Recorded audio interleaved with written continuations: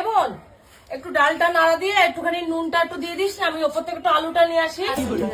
আচ্ছা অল্পই দিবি কিন্তু, হ্যাঁ।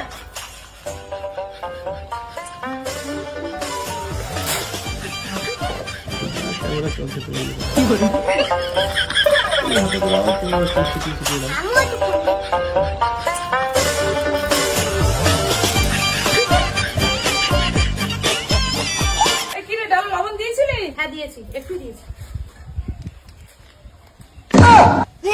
তুই খেয়ে দেখ।